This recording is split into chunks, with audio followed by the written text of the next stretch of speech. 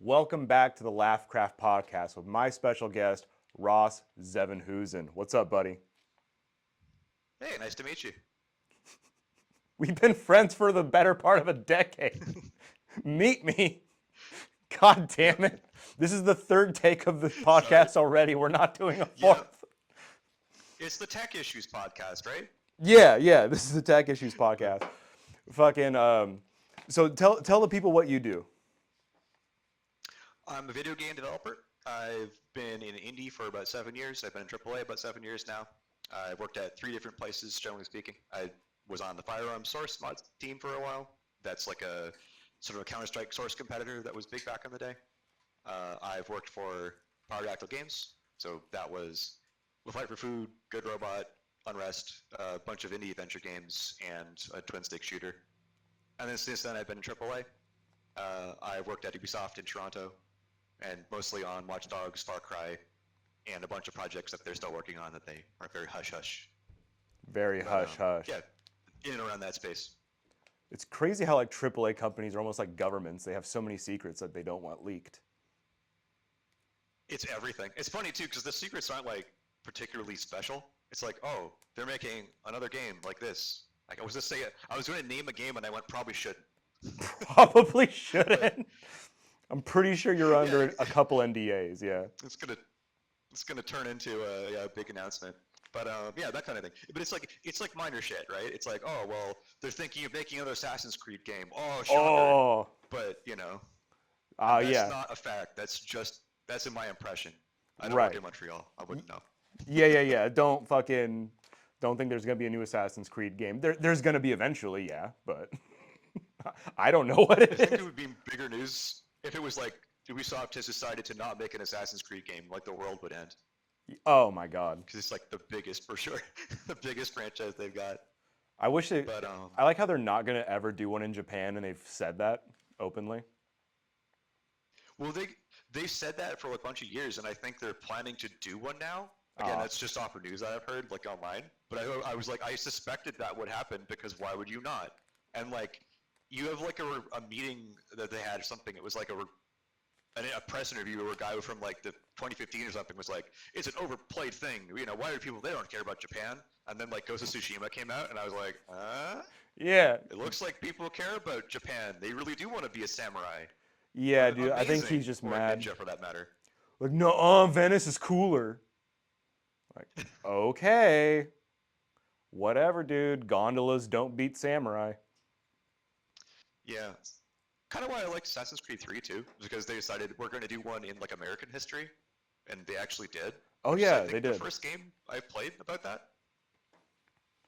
I did not. I stopped playing Assassin's Creed after like Assassin's Creed Brotherhood, which was Yeah, like two and a I, half. I I did like one and two, and I liked those a lot. And then when it came to three and onwards, I picked those up because I wanted to see like what Ubisoft was doing because I was trying to get hired at the time, and I was Right. like, I gotta familiarize myself with the games and what they're up to. And they weren't bad. I think they released too many Assassin's Creeds back to back. Like Yeah. if it was like one every 2 or 3 years rather than one every year like the plan was, people would get Assassin's less sick Creed of it. became the Call of Duty of like open world games for sure. Yeah, that and the world map, many icons everywhere problem. Yeah, every place has a tower now. Yeah, Fuck. even games that aren't Ubisoft games now, like what's it, Ghostwire Tokyo, things like that, or like, oh, let's look like these are Ubisoft games. How we do open world? Let's do the same thing. And it's like, but we already have so many Ubisoft games doing it. Why not have an open world game with something else? Yeah, Like even Elden Ring came along and kind of was that, right? Elden Ring still had like almost a thing. You had to go find the map stone, right? And it was like you True. had to go deep into uncharted territory, like because there's only like one would reveal a big area, right? So you didn't have to do it all the time, but it was still kind of the same thing. You didn't have to climb anything. We had to go deep True. in. Yeah, you don't have to climb anything. Yeah. You had to not die though, which is probably more of an effort in Elden Ring. Oh yeah, all the time, all the time. We put one next to a bear for your convenience. Nothing next to a bear is convenient in that game. Why are the bears so fucking strong? I don't know. The bears are the strongest thing in the game that's in the open world that I can think of, or at least the big bears. I don't know, dude. Like There's something about Elden Ring where they just gargoyles. decided like random animals are the fucking most terrifying thing on the planet. Like Yeah, dogs, lobsters. lobsters, giant bears. Uh, I can't think of dogs. Dogs are the worst thing in the entire universe. Yeah, yeah. Dogs were glitched to be the most powerful thing on the planet. Like each frame of their teeth touching your model did like 1,000,000 points of damage. Yeah, that's a classic. That's like one. That's a single change away from being fixed that someone forgot about and that made it into the game and no one seemed to notice because everything was already so lethal. Which is pretty Y- funny. Yeah, and it was like just one dog you could have easily missed, but nobody did. Yeah. Well, so we're gonna get those like in AAA. The way that works is when people find errors like that, they'll submit them as like a ticket. And some of the tickets seem so ridiculous. You're like, no, no, no, they got it wrong. It couldn't just be that all dogs kill you in one hit. We would have noticed.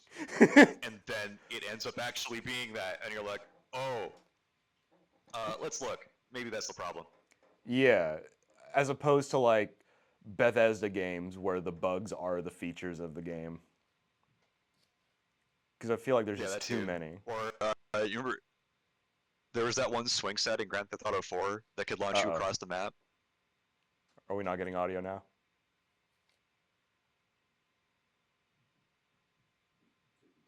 You're saying?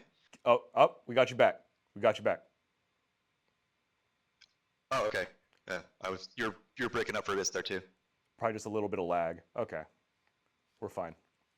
But you were Yeah, saying?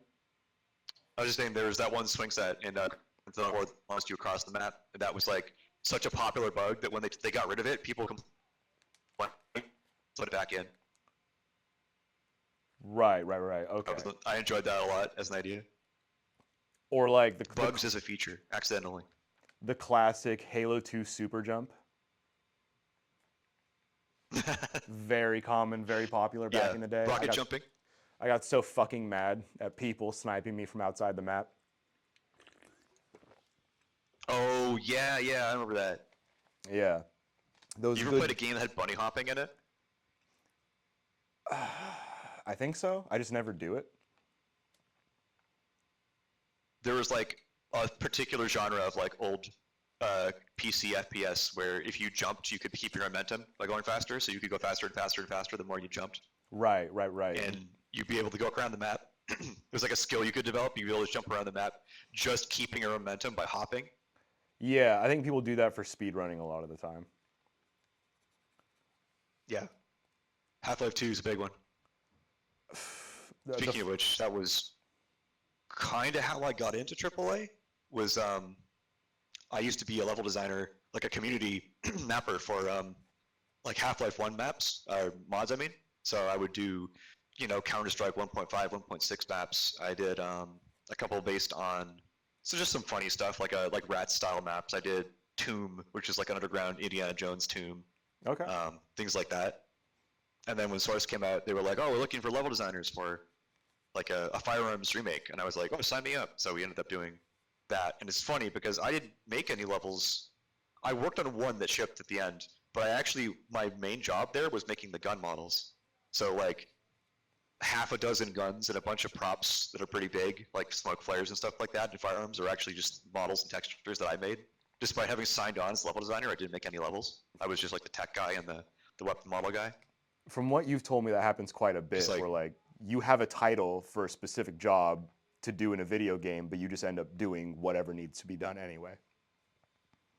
yeah, especially if you're a level designer, because like, sure, level design is a thing where you plan out what goes where the cover is, where the doors are, where enemies will spawn, all those sorts of things, all the triggers, all the kill planes, the things that you're probably familiar with having played a lot of video games. But the actual job is that once you have the idea of what you're going to put down, you have to make it work. And making it work is like 4 or 5 jobs, and you never know how much you're going to be doing one or the other depending on the project and who's doing what. So it's like I'm almost more of a programmer at this point than I am a designer because I've designed like 2 levels, and I'm not sure either one is going to show up in a commercial release. But I've done the scripting for like all kinds of missions. I've planned out tons of missions, and I've done who knows how much like handyman, bug fixing, making things sync up and work the way the directors want it to kind of work. But like when it comes to like putting down boxes and cover and stuff, I haven't done too much of that. It's surprising how little I've done. But I guess part of that's also Ubisoft open world games don't have like the same focus on level design as you might have in an older shooter, where Yeah, it's like because it's more where you're on open. level 2 rather than you're in the open world. Right, right, right, right. But even I've noticed like there's a lot of games that have like open world, but they still have like good design within contained areas. Like I've been playing Yeah, through Fallout 3 again, just modding the living fuck out of it. And even just yeah, like running in those old buildings and shit, like the design is good in the contained spaces, and you can tell. yeah. Bethesda has really good environmental storytelling. Like their thing is like how the skeleton in the closet with like all the food rations that they couldn't eat, and then the locked door and the like general like the log of the place telling you what happened, and then there's like a bunch of dead mole rats outside. You're like, oh, I get it. They ran in here, they closed the door, and they died Right. because they couldn't get out, or something like that. They're really good at that, and they were also pretty good at least in the Fallout 3 times, having like a self-contained area because you load into everything, so they can't just put it in the open world. So they're allowed to hammer space it. They can have a door into an infinite dimension of everything you could possibly want, and the door doesn't have to actually match up with the map, right? It's just a Right. teleporter. Right. Right. Right. Right. Right. It's weird. Yeah, like how many places in? Yeah, sorry, go on. Like I know that's true. That makes the most sense. You click on a door, you're suddenly just you're teleported inside of a building. But like, there's something about the immersion of like I'm going in this building to where like you don't even necessarily Yeah, know if the dimensions inside the building are matching like the outside dimensions of the building. There's no reference for that. yeah, teleporter tricks. That's an old school, a classic. Trying to fool people. There's a couple like this. Like so in Elden Ring, there's a couple where you go through teleporter, and it teleports you into a space that's 95% similar but isn't the same space, and they trick you into thinking you're going back where you were, but actually it's a different place. That's a Like classic. That was a really good trick. where do they pull that trick? Because I'm having trouble grasping. Like So there's one of the little mini dungeons where you walk in and they have those traps where you open up the chest and teleports you, oh and they okay take you to a place that is an almost exact copy of the other one, but the enemies are stronger and different places, and it feels like you leveled up the enemies like you're in Big World in Mario. oh but So like a dude little flower becomes a big flower enemy. the f- the worst the worst trap in that game though is like one that's in a random like lake. It's like a little swampy lake, and you get teleported into the Right. mine in hell. Yeah. That's like the actual trap. We're sending you to hell. The Yeah, subtle one was like, we're sending you to the place that looks exactly like where you were standing before, but it isn't, but you won't recognize that until you run further. Or maybe you never noticed. It's that confusing, right? right, right, right, right. Depending on how well they pull the trick off. Yeah. Well, you want another one? Up until probably, I want to say 2005-ish, we didn't have reflections in games, really. They were just faked.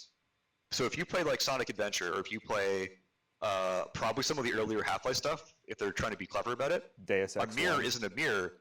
Yeah, Deus Ex. A mirror is a glass pane that has a flipped version of the world on the other side, and it's got a copy of yourself running around, flipped to you, following your movement input.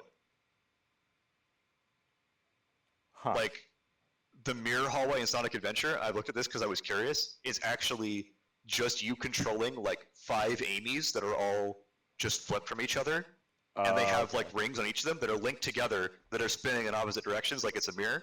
But they're all just real. They're not like a lighting rendering engine proper reflection. They're just copies of yourself in mirror land. Yeah, that makes the most sense. Why why Yeah, why create like who's gonna invent actual mirror rendering, which sounds insane when you think about it. Uh, yeah. Well, I as mean, a we do it now. It's like ray tracing is that to the next level. But like back uh, then, it was a trick. It was like, how can we make it look like a mirror and then wow people? Oh, we'll just copy the entire world. And what it meant was that like a mirror had to have the space to fill that whole room in behind it. So, like a two-way mirror couldn't really exist, right? You needed all that stuff to exist behind it. And stuff on the other side could still interact with you if it could get through the mirror. That's actually hurting my brain. Yeah. It's like Like, okay, everyone's deepest I'll put it fear this is that way. the mirror is just a portal to If you another could world. break the mirror and jump through it and get rid of your mirror self, you could actually run around in Mirror World and loot, like, the mirror pickups. Why has nobody done that? That sounds awesome.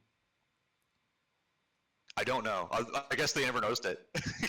Back then, it was so I made a couple levels of Half-Life that did this, where I wanted like say the Matrix lobby scene hallway. I did that, and there was like the shiny floor, and I went, how do I get the reflections of the pillars, right?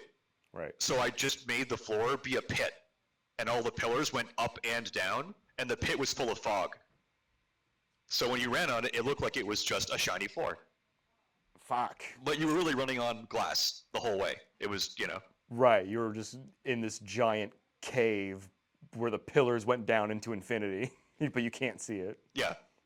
What the fuck? But you couldn't see it. It went into fog. And if you looked up, you'd be like, oh, the ceiling's up there. Reflection's down there. Looks good. The most impressive one of these I've ever seen was actually a trick. It was a troll. And it was during Thief, the Dark Project, in one of these missions where they had a hallway that shrunk down, like perspective-wise, to a tiny little door. Okay. And it looked like it was a long hallway from when you walked in. And when you walked towards it, you realized that the hallway itself was like getting smaller and smaller and smaller progressively, like you were growing, and you couldn't fit the door at the end. So from your perspective, you were just getting bigger in size until you could get in, but they had taken the geometry and they had like perfectly scaled it down to nothing at the end. This seems like magician's tricks that we shouldn't know as a general populace. Next, you're gonna tell me Charmander's Well, not I'm real. only giving. Yeah, I'm giving these ones up because they're old. I don't know about the new ones. Not There's giving up the like, new Don't ask me how tricks. Portal works. Portal's mindfuckery. I don't actually understand how they did that. Really, that perplexes Aside from people. maybe cameras. I don't Yeah. know. You're actually just shooting cameras. There's so at the wall? much. Well, because everything goes through the portals smoothly, including people, bullets, light, shadows. I think. Like, I don't know how they pulled that off. It would be a lot of work. Yeah, I mean, And it's like seamless too. It's not like they just teleport it. It's like it goes right through. yeah, Portal was a big deal when it came out. It was kind of, Yeah. I don't know. And portals can see portals, that's even more fucked up. You can make like a mirror world with infinite recursion, and I don't know how they did that. Brain hurt. One of these days I'll figure it out. Steam coming out of ears. That's kind of part of the game dev thing too. Is that like at least if you're like indie, you want to learn how things are done so you can do it yourself. There's a lot of reverse engineering of like new stuff and old stuff. Like I won't get into it because it's kind of complicated, but like for my own game I'm working on, there was a long time where I wanted to have like animated sprites for my characters, but the game is 3D, so they would have had to have like a hand-drawn sprite for their front and back and side. And when it moved around, it would change their sprite with the camera. Right. So you're faking that it's 3D, but they're actually a 2D plane, like you'd see in what old games? Star Ocean, something like that. There are a couple old PS1 games that do it. Reciteer does it. Disgaea does it. That's probably important. Ragnarok Online. If you know any of those games, Oh then you'll know what I'm I talking know about. exactly what you're talking about. But yeah, talk more about the video game that you're Yeah. trying to make, because I know you work for AAA, you work for Ubisoft right now, but you're still making your own game on the side. Yeah, I do a lot of indie dev still, just on my own, just for fun, and do eventually make a game I want to make. So I'm working on a tactics game, which is kind of based on Fire Emblem and kind of based on XCOM. And the idea is like, I guess XCOM is kind of disingenuous. It's more like Into the Breach. But if you've played XCOM, you know the general thing, right? Games where you shoot bullets at stuff, and you hope that they hit, and all kinds of stuff happens where you're behind cover and you're paying attention to where you put units down. Things exist on a grid. And the Fire Emblem part of it. Yeah. So basically, the plan with that was I wanted to do my own version of like those two things with like my own spin on it, and write a sci-fi story that I really liked, kind of like a swashbuckling far future thing that takes inspiration from a bunch of like mid 2000s like anime that I really enjoyed. Yeah.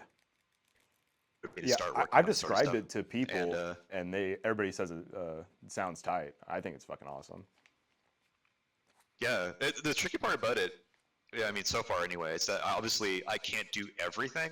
So sooner or later, I'm gonna need to get artists to help me out with this. I need to find artists and become like a, I don't know, recruiter, my own HR department. That kind of stuff is unfamiliar to me. Because like AIDS. programming, yeah, but HR, that's different. Yeah, I don't like HR. I don't know if I've met anybody that works HR that I've liked. They're Yeah, well, I mean, I feel like they're either the people that start out fired, that turn people's applications down all day, which yeah, can't be fun, or they're the people that harass my inbox every day with like their services for translating stuff or like whatever other thing that I don't need. And I'm like, please, for the love of God, I'm like a one person company that's gonna hire like 5 people when I'm done. I don't need like the services of a multinational HR firm to staff my project. But they're yeah, like, no, but look, he works at Ubisoft and he's like a lead developer. It's like, yeah, but like, I'm not the lead developer of Ubisoft. I'm the lead developer of my own little company. yeah. So yeah, I'm not $1 million business. they I'm seem to trying to be. think I am though. That could work in my advantage someday, but Yeah, it's not dude. true.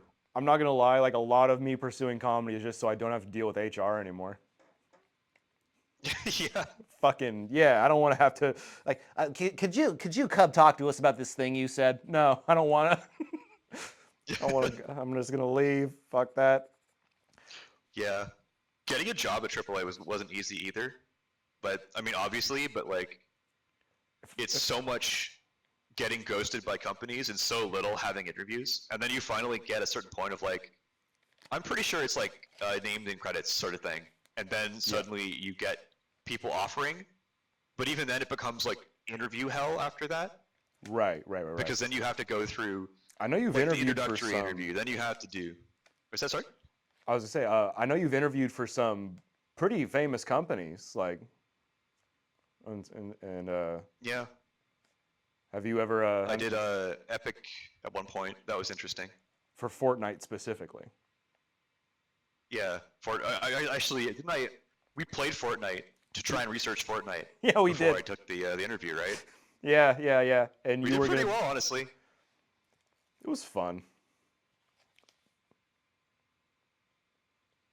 Yeah. What else? There was Bihoyo that would have been interesting, but that didn't work because they wanted like designers, and obviously I'm like, look at all the tech skills I've got, but all their tech people only spoke Chinese, and I was like, oh, that makes sense. You Ugh. want someone that can communicate with your programmers. Right. Didn't you also So get an offer for Rockstar or see a possible? once upon a time, yeah, there's a Rockstar North. I don't know what they make though. I I think don't they know. do. They support other big Rockstar. I think they make. They must be helping for the new GTA. They made the Warriors back in the day. That's about all I know about them, though. Maybe they're helping with GTA Online. God knows that's fucking. True, true. I bet they are. They're, There's I don't, also like around here, we have people. So there's like Torn Banner. They make what's it the medieval game with the sword swinging where you decapitate people. Chivalry. Chivalry, yeah. They make Chivalry 2. Right. There's the company that does Warframe. They're here as well, or they're Okay. close by anyway. It's not a bad game. Played it way back in the day. I think they Yeah, it's revamped ancient, some right? shit. It's like the old days of. It's still free too. Fuck it. Whatever. Yeah, the original live service that actually like pulled it off. Yeah. Pretty impressive. Eve Online? No. Even on Fuck. they're from Poland or something. I forget. I'm pretty sure Sweden. they're They're lizard people. yeah. Spreadsheet hell. But we're gonna move on to a little bit of a news segment, and I'm excited about this because I've been trying to get a new thing going on where I talk about other places suck too, and how other places have corruption. It's not just America with problems. And I know you've talked to me a Oh lot yeah. about things going on in Canada. So why don't you tell me about the legend of Rob Ford? Oh dude. Okay. So he was the mayor of Toronto for a while. Um, I feel like he kind of got in as our mayor because he was like the only human in a room of robots, like political robots, not like actual robots, Right. where it's hard to get a sense of like what anyone really stands for because they're all just entirely a political animal. Everything they say is for votes. Everything they do is for support, that sort of thing. Rob Ford, he was not like that. He was just purely kind of an idiot, to be honest. And Hell yeah, dude. he came from his family like is influential. Like, don't get me wrong, but like Rob Ford himself, I don't think has the wherewithal to be that kind of politician. So he was just like kind of a weird dude doing whatever he wanted to do at all times, not thinking about the consequences at all. Who generated a scandal a minute for things like obviously most infamously being caught on video smoking crack was one of them.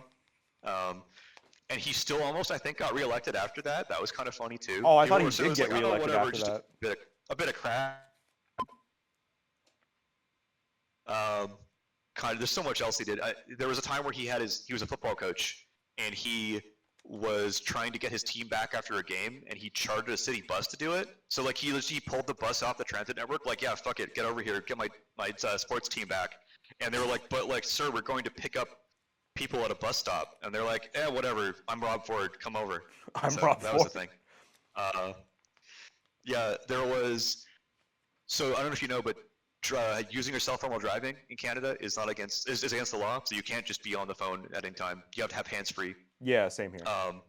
Someone caught him on the phone while driving. By the way, you could also have a driver drive you if you're like the mayor, but he always infamously turned that down. He's like, no, I want to drive myself. But then he was on the phone while driving because he was doing something, and someone got a video of him, and there's like video of him like flipping off like a mother and child from his car because they were like photographing him on the phone.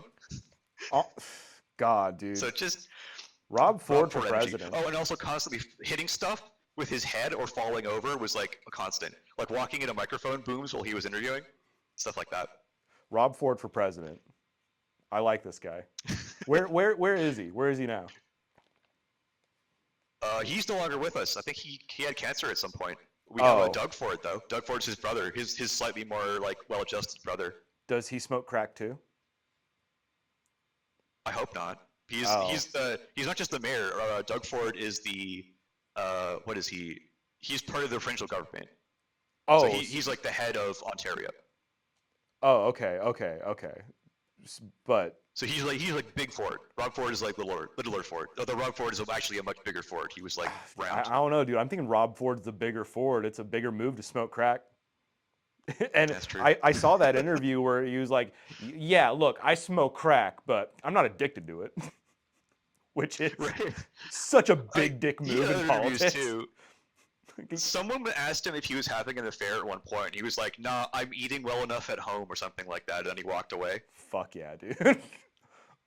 Rob Ford is a And I was like, spiritual "All right." American.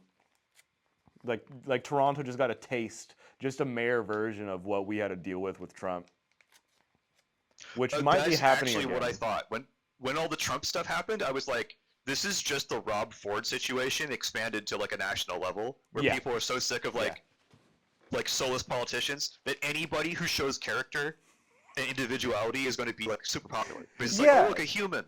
yeah. That's what people don't get. That's what happened. Like, how could this have happened? Like, that's what happened. People just were tired of politician personalities, and they saw some Who are guy like purely talking fake. They're shit and all was fake. like, They "Fuck stand for this dude. something, His and but wife's they don't ugly." really have any principles.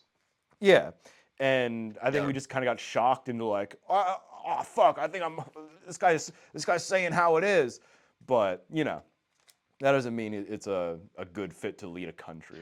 He might still be. I mean, we there are news articles like it's a testament to the design, like the integrity of our legal system, that Rob Ford couldn't do more damage or something like that. And I was like, fair. Good He for is Rob Ford. good for Canada, you know. Yeah. I think I always envision the real difference between America and Canada, because people talk about how Canada is like more polite, more civilized. For America to become free, we murdered people, we killed the British. You guys asked nicely, and it worked. Yeah, basically. Yeah, That's more or less how it turned out. that's crazy to me. Wait, you guys didn't have to kill anybody? Yeah, it was no, it was just diplomacy. The Not even American mind you know, cannot comprehend that. Not even a it little bit. wasn't Like, violent. It was no bloodshed? Wait. On purpose? That's crazy. I don't yeah. understand. I mean, that's just how it be. That's like I'm trying to think of like you know people always talk about this is kind of But all, slightly off topic. but There's always the comparison where like people go, Japan is so different. Oh, but go on.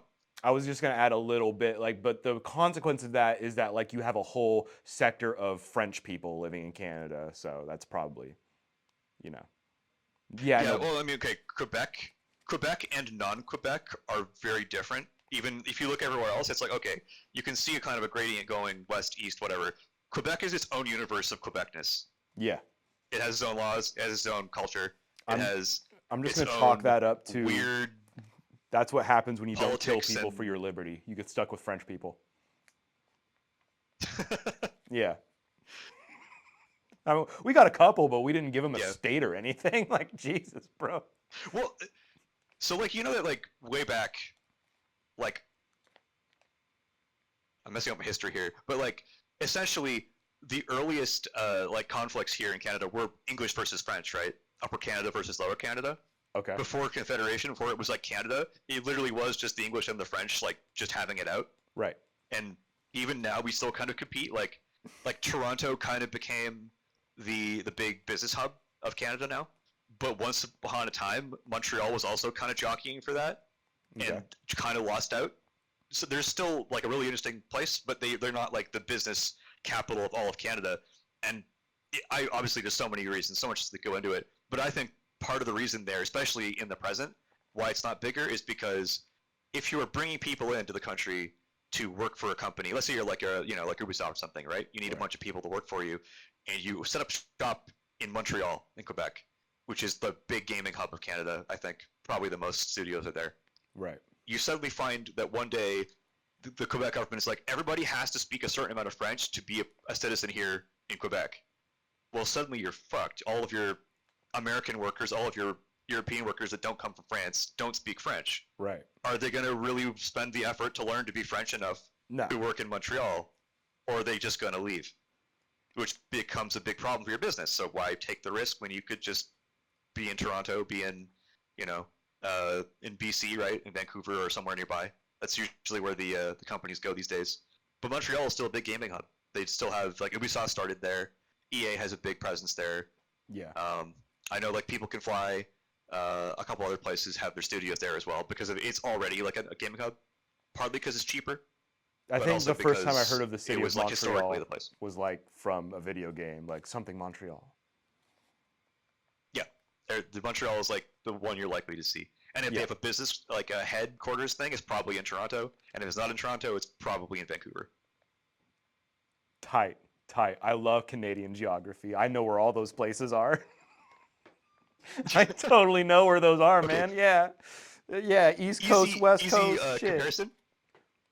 What? Toronto is just north of Buffalo. I know where Buffalo Montreal, is. Totally, I know where yeah. Buffalo You know is, where dog. Buffalo is? No, Okay. what the fuck? Okay. Northeast of Chicago. You know where Chicago is, right? Yeah. I know where Chicago is. Brother, you have Okay. to understand, I live in a giant state that takes up like half of Europe, so I don't even know where everything in California is. Like for the longest time, I was like, yeah, I know where Humboldt County is. I had no idea. Yeah. No Okay, fucking but idea. to be fair, I did think that California was like just south of the border, and then it occurred to me that actually there's like a lot of shit in between. No, there's two whole I always states, thought, yeah. oh yeah, California's yeah, right exactly. there, isn't it? I it's Easy Vancouver. Sorry, go on. I was gonna say it's closer than Texas, and it's just as south, which is Yeah, crazy. true. Yeah, big state. Yeah. Big state. Van, yeah, yeah. What What else? else? Montreal is just north of like I don't want to say like New York City, like Maine. I don't know, Just more but for east. Right. yeah, for Vancouver though, it's literally just think of like San Francisco but further north, or more like Seattle but further north. That's like Right. more or That's less your the guys' Vancouver West vibe. Coast. I don't know if it's a thing in Canada, but in Yeah. America there was a big East versus West Coast kind of deal, or even there's still some We shade of have that. it's a bit different. We have mountains that are splitting off British Columbia from everybody else. So you have BC is its own thing. You have the middle of the country, which is its own thing. Like Okay. that's the more conservative-y, Texas-y type of Canada. And Yeah, then you there's Canadian have rednecks. the middle, yeah, like the middle East Coast, so like Manitoba, Ontario, Quebec. They're their own thing. Well, I guess it's more like Manitoba and Ontario are like a little thing there. And then you have the French part of Canada, and then you Yeah. have the Far East part of Canada, which is like mostly what it's like Nova Scotia and Prince Edward Island and places like that. I'm trying to Newfoundland? think how to characterize them, but it's hard to find like a U.S. analog for that. Uh, I don't know. Like it's America's not. got a It's lot of very shit. like rural. It's not very business focused, as far as I know. Like it's just like the South then. With fishing rather than whatever Oh, so it's happens in like the south. Louisiana. Okay. Okay, yeah, that's not a bad comparison actually. Yeah. It depends. Can you show titties and get beads there? Alrighty. We're I'm not gonna. sure. It's French enough. I don't know. So the last guest that we had asked me how much of a weeb am I on a scale of 1 to 10, and I gave a good 7. You know, I'm not too bad up there. And I'm Yeah. saying 9. I'm thinking 9 is like you're trying to go to Japan as much as you can. You're trying to get a Japanese girlfriend. You're watching anime. You're keeping up with that shit. 10 is like you're putting those little figurines in jars. You know what I mean? 10 is I was you're about to say. It's funny you mentioned that because I was thinking, what is 10? 10 is And not a it's good probably the place to figurine. be. 10 is too far. Maybe 11 is you're putting the figurines in the jars or whatever. But where Yeah. where do Well, you think you but fit on the scale of 1 to 10, buddy? it's like how much anime merch do you have, right? That's the thing, right? If you just watch the stuff and are enthusiast, but then if you have like the shelves and shelves of figures and stuff like that Yeah, that you had to import, that's where it gets like that's where you that's start to when get you're a true the 9 to 10, right? 10. Yeah. So where do you think you fit? 8, Which 9, 8, 9, 8, 9. Okay, okay. because yeah, I still watch anime every day. Every day. Seasonal anime. God damn Well, it, dude. there's so much anime that comes out seasonally that I'll watch a bunch. Every day, probably not, but I'll catch up. Like the same way that people watch TV, I watch anime, where it's like, oh, Right, these episodes are out, I'll watch these ones. bro. I can't do that. That doesn't mean it's all good, but No, I know you watch bad anime on purpose. Like if I've ever mentioned that to it's anybody, fun. you're that friend that watches the bad anime on Yeah. purpose. Well, to be fair, I also play bad games on purpose, and it's for the same reason. Because To know what not to there's no do. better source of good ideas than bad things that you wish were better, or bad things that are so bad that you can't help but think about them and go, how did they make that so bad? Right. And you will always find ideas just in that kind of like thought space, right? You're like, why does this suck so much? And then Right. if you actually go through it, you kind of learn about storytelling and things like, oh, that affected me so much by making me hate it for these reasons. I should not do those, and this would be how it would be better, right? Bad Right. games, bad anime. That's my advice for anybody who wants to be good at those things.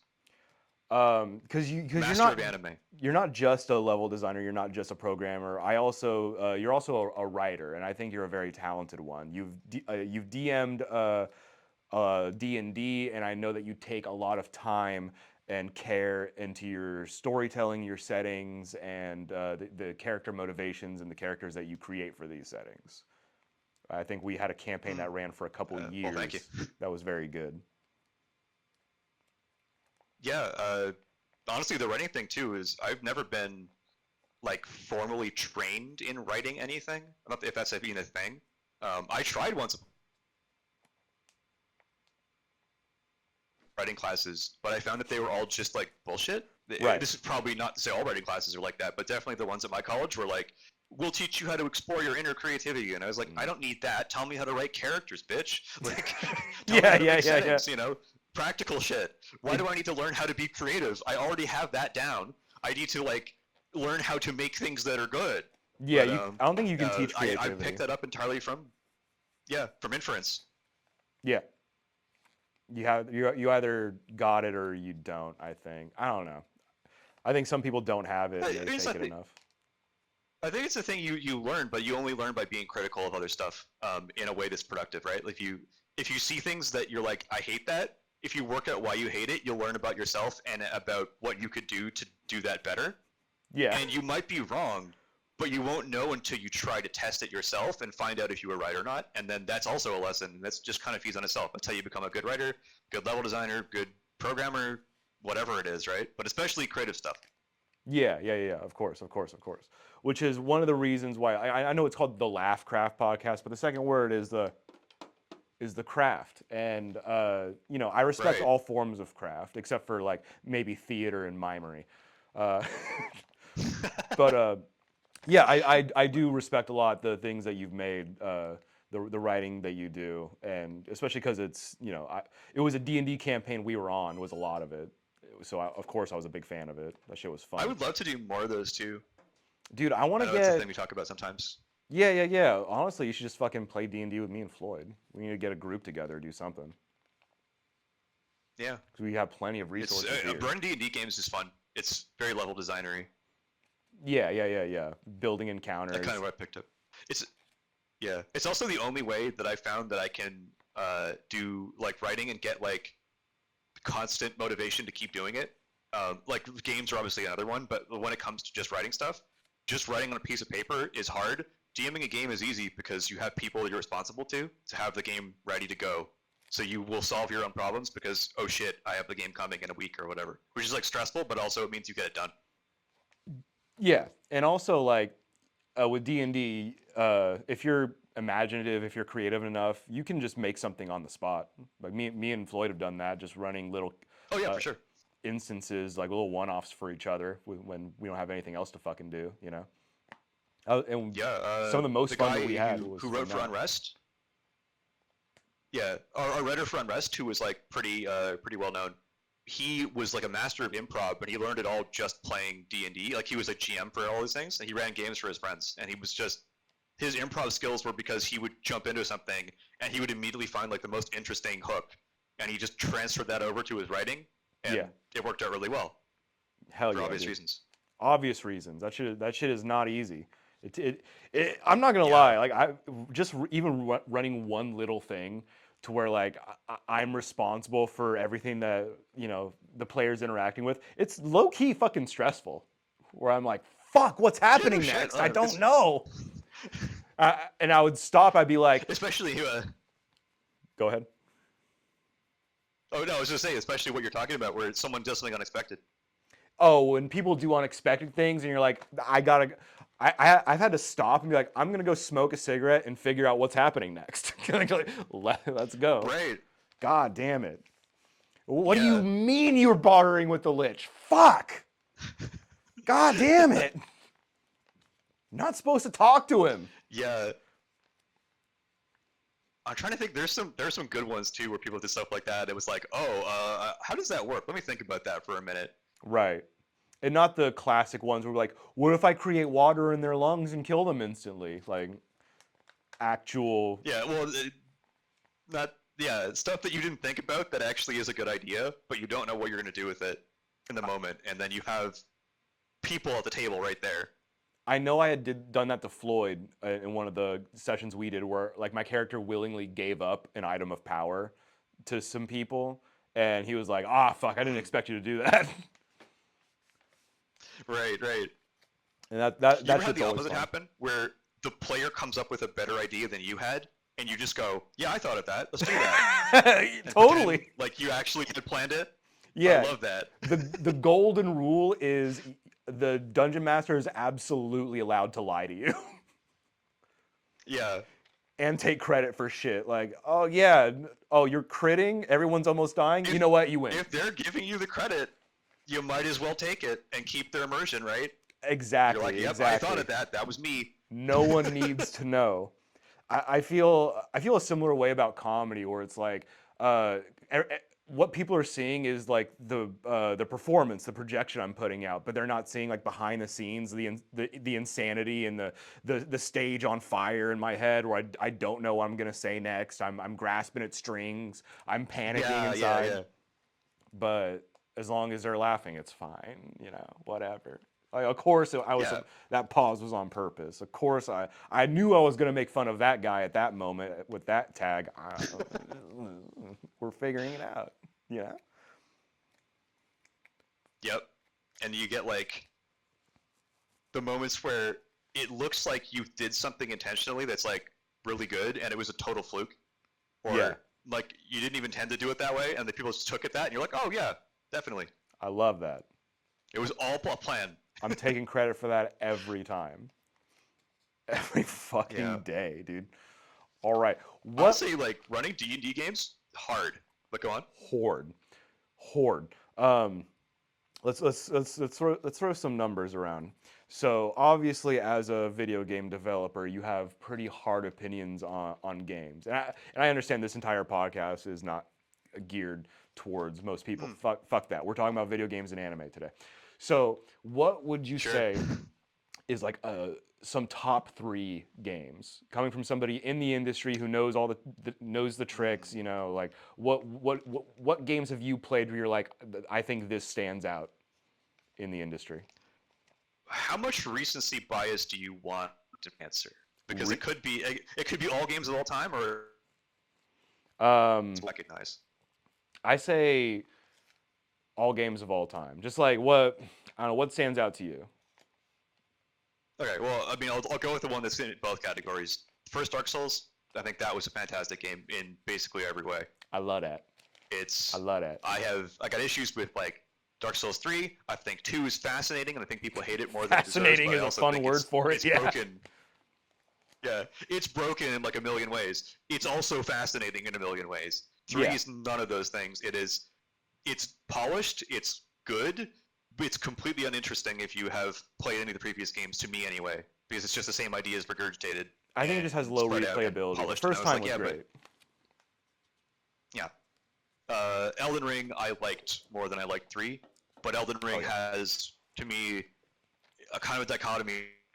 I don't like world, and I don't like most open world. But I really like in the places that isn't open world, like not Limgrave. What's that first place you go? Stormville. Stormville Castle. Yeah. Stormville's incredible. Like 10 out of 10. Oh Yeah. yeah. I played 3 times. I was one, but just a quick diversion. Stormville was great because I played through like 5 times. Every time I played through it, I found new stuff, new areas, hidden things, different paths. I got through the whole area every time, and it was different every time. And I was like, that is the shit I want in a video game.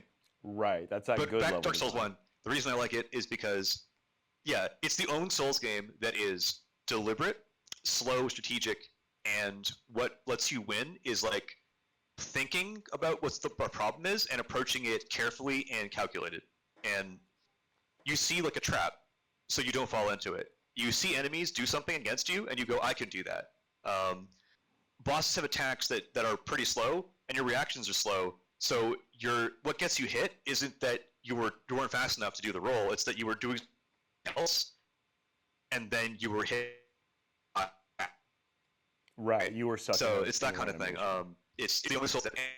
And also, yeah, I guess the other big thing. Every area in Dark Souls is kind of um, its own like design philosophy that the other ones don't have. So, for instance, it's the only Dark Souls game with a whole area that is all murder traps, right? Sense Fortress. It's the only Dark Souls game where you have enemies that you can't hurt at all until you're cursed, that come through walls and abuse the fact that they're ghosts to try and ambush you. Right.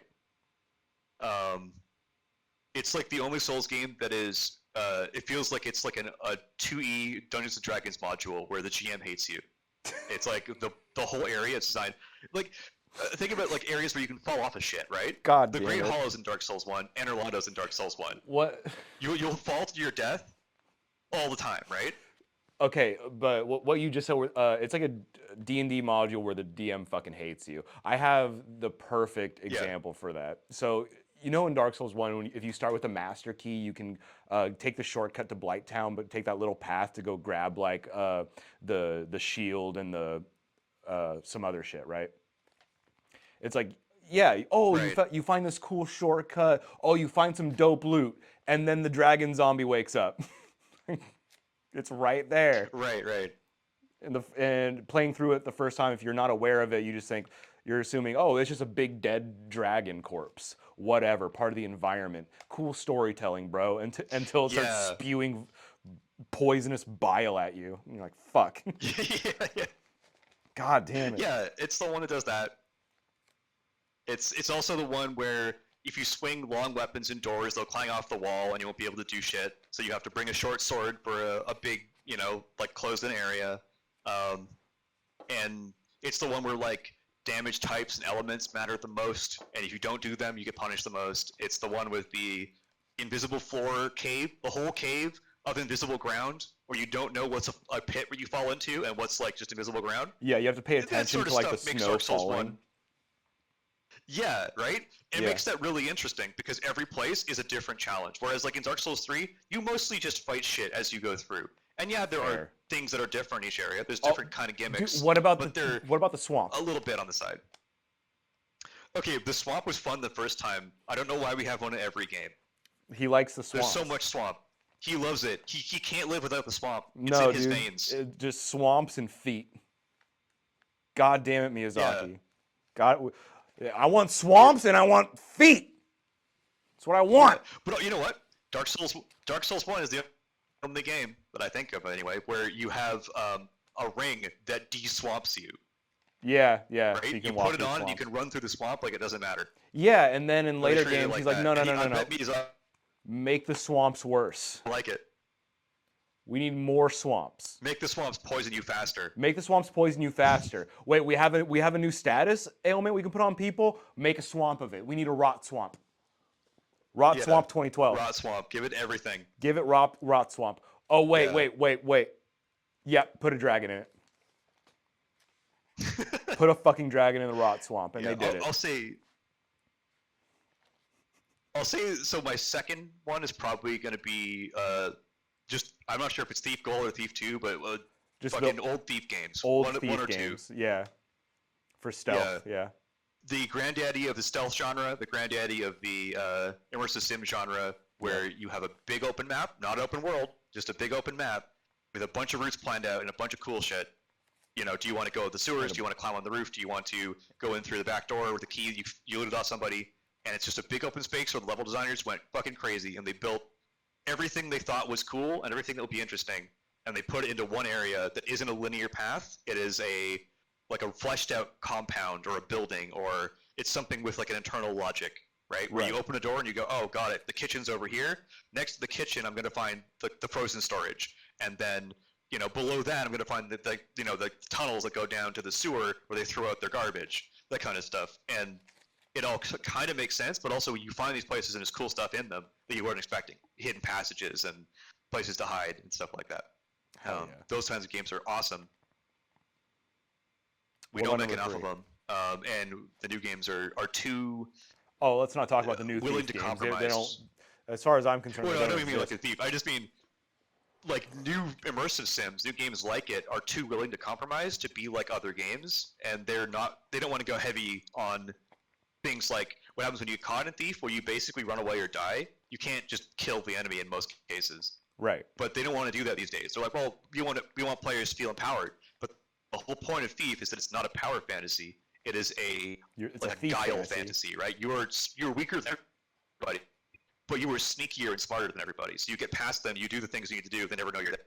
So it's like a ghost fantasy rather than a like I'm gonna kick their ass and then just waltz through and take what's mine kind of fantasy, right? It's not burglar, it's thief. Yeah. This is why I hate video games. They just appeal to the male fantasy.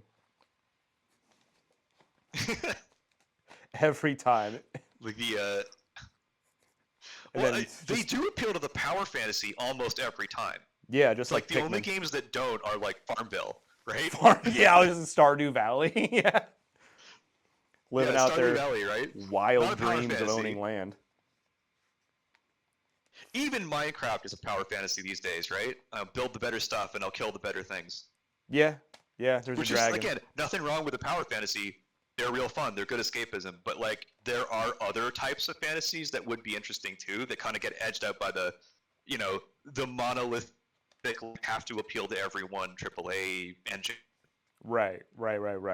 That is a problem where like a lot of these AAA games is just yeah, like Assassin's Creed 12, Call of Duty 42, like it's all you're just slinging out the same right? thing over and Yeah. over and over and over again because it worked a couple Or, times and even pretty if it's good. not like, yeah, even I don't know, they're still going to make games that look like previous games, and they're not very, I guess, like game literate beyond a certain era. I feel like modern games seem to think there's nothing to learn from like games from the 2000s, but I think games from the 2000s have more lessons to learn than games from yesterday.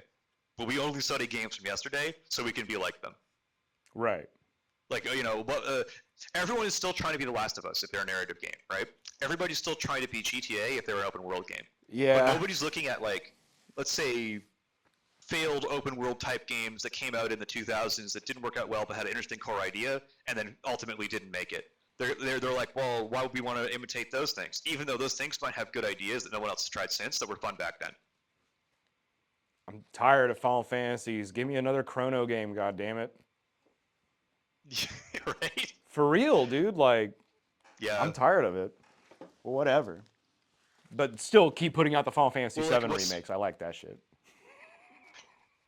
Yeah. I like Again, that I shit. don't think anyone's saying like stop making big games. It's just if all we have is big games, maybe the big games should be more creative, and maybe we shouldn't just only make big games. Like it wouldn't be hard to Well, it's like, have a little test the waters type of game, like Bomb Rush Cyberpunk, or like what's that one that's similar to the Sega put out? I'm trying to blank on it, but like littler games. what was a fun older experimental game like Jet Set Radio? Helldivers. Oh, yeah, Helldivers Yeah, recently. Yeah. Radio. I need to get Yeah. back on that. Well, shit, actually. Helldivers isn't like a AAA release. It's a double A with you know, a very good plan in mind. And it's crazy how big it blew up to me because one was not that popular at all. Two dropped and it was like everybody in the world was playing it. I had a friend that show up the day it came out who was like, "Man, Helldivers was awesome." And I went, "Oh yeah, that's cool. I wonder what he likes in Helldivers." And then the next day, it was like YouTube videos were being fired across the internet, like Helldivers 2, best game of the year. And I was like, "Wait, what?" Yeah. But I played one. It was cool. Didn't seem like that many people liked it. Two became an instant success. I never heard of the first one. I don't think most people did. Yeah. I heard people say like, "Oh yeah, yeah." The guy who told me it was the one who made me play it.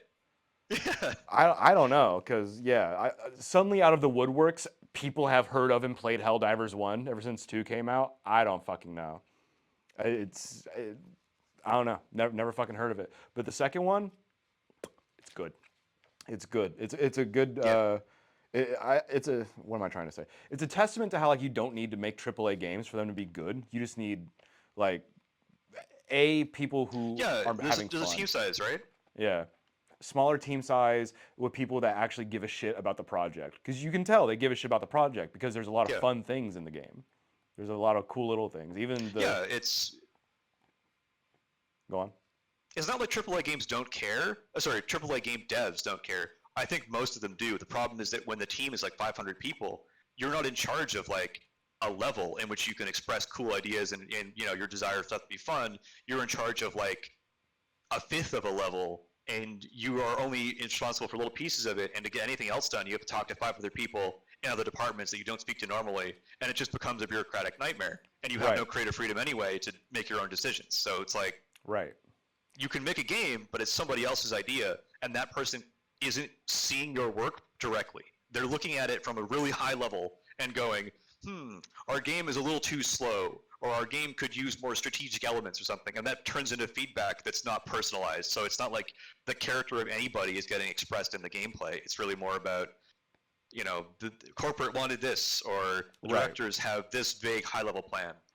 Yeah, and I think that's some of the problem too when it comes to people who do play games where they just carpet blame like people who work at these companies when it's not not anybody like fucking things up. It's not anybody's single No, well, problem.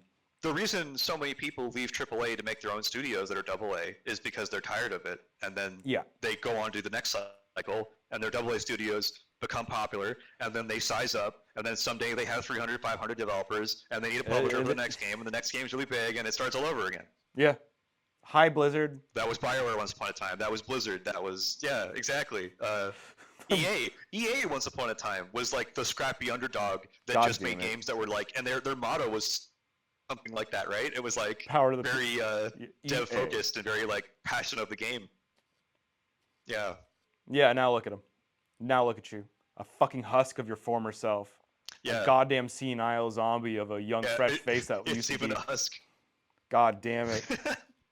Everything just circles back to 40K, Yeah, doesn't it? totally. Yeah, dude. Well, also for so old that it's literally like the grandfather of a bunch of these things where you see like StarCraft and you're like, that was actually going to be a 40K game until they lost the leg for it, I'm pretty sure.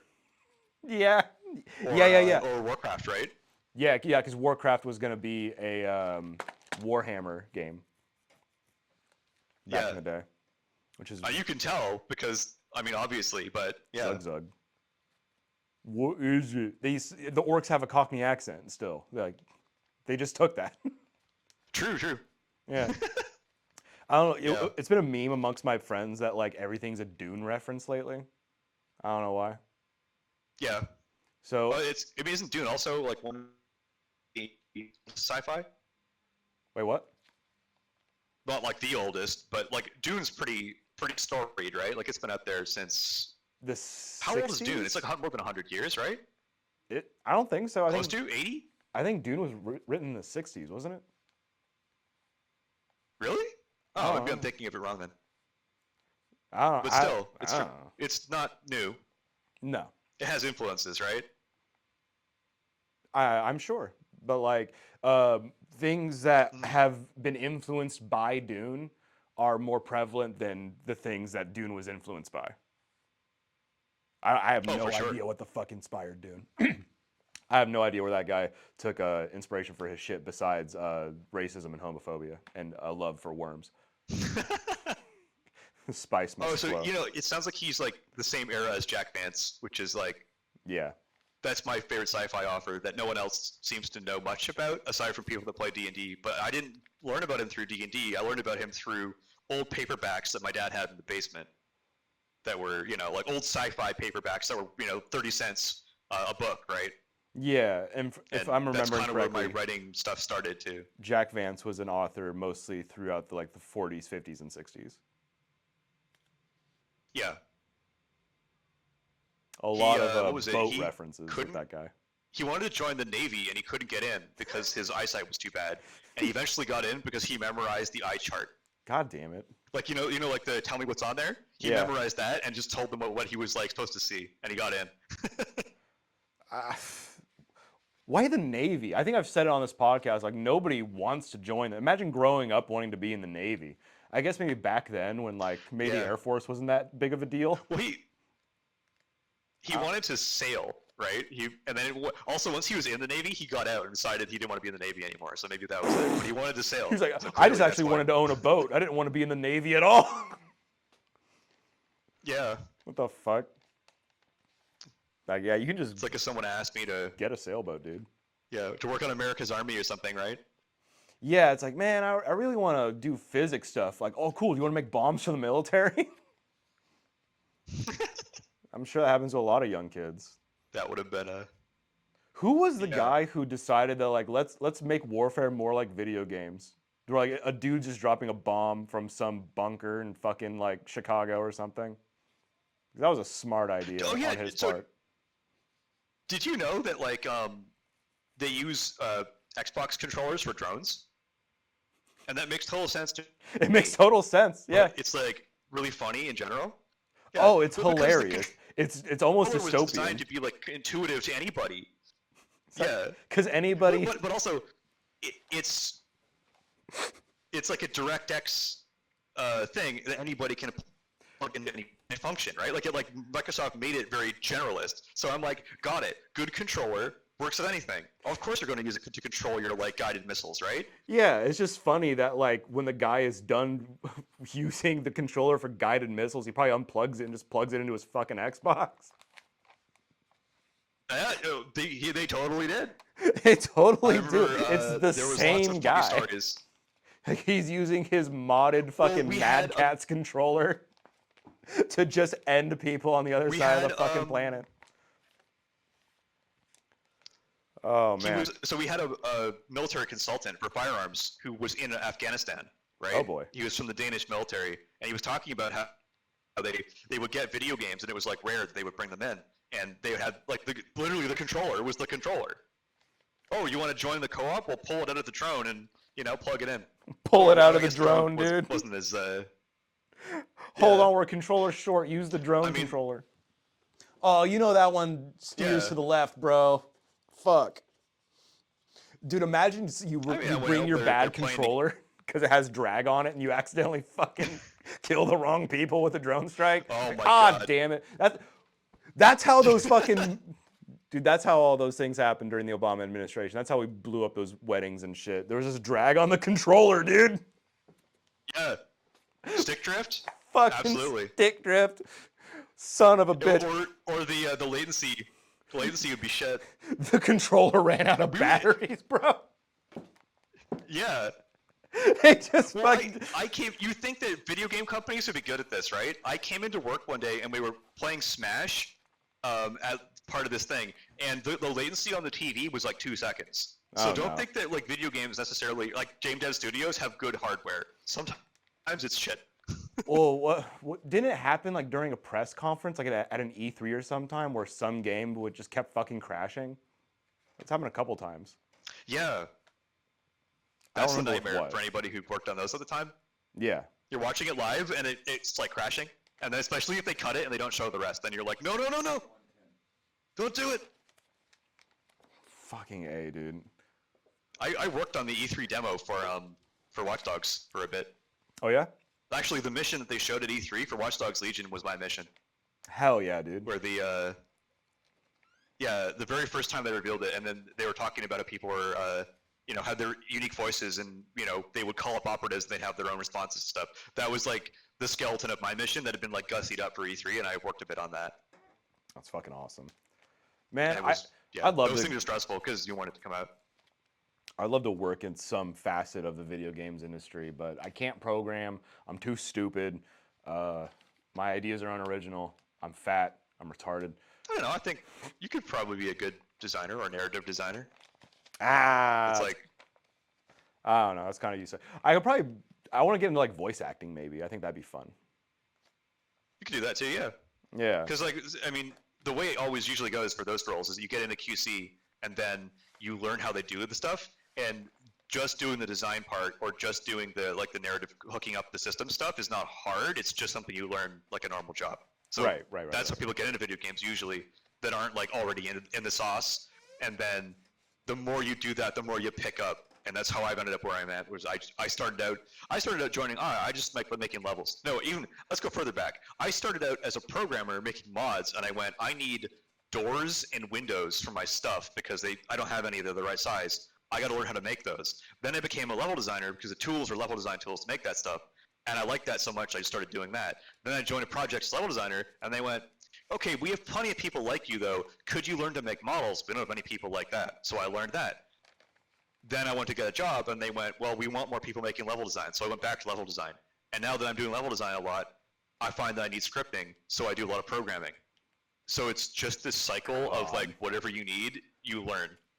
Yeah, because there's so much that goes into making a functional video game. It's not just a bunch of nerds Yeah, one fucking person can't glued really in. do all of it It is without that taking forever and being like a renaissance man, but you can get pretty far. Renaissance man. I like that. I love that. You're like a renaissance man of Yeah. the gaming industry. I truly believe that. We've been friends for the better part of a decade. It's been a lot of fun. I'm really happy I could get you on the Absolutely. podcast because this is a fun little Yeah. experiment for me. And obviously the craft part is very important, not just the laughs. Keep poking this thing, whatever. But do you have anything to plug, like websites or anything that you want to get out there? Well, I mean, there's my game. You'll know it when you see it if it does come out. It's called Astral Horizon. I'll definitely if you share like, the fuck out of that. mid 2000s anime tropes, or you like tactical games that are like Fire Emblem, with a lot of care and attention put into them.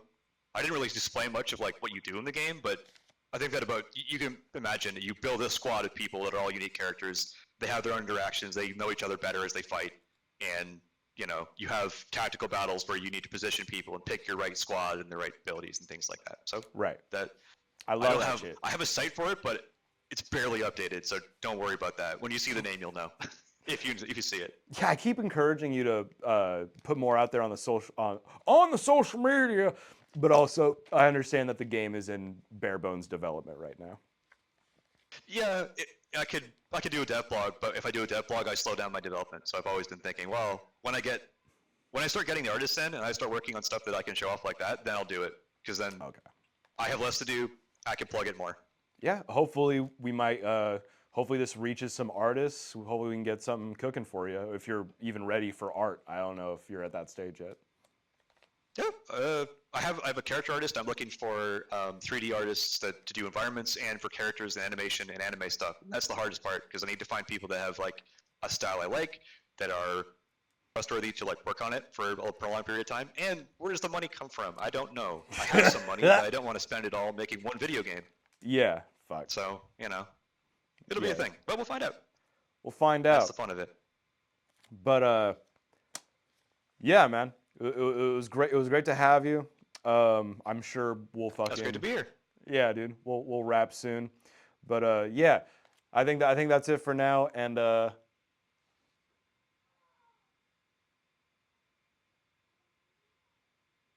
goodbye.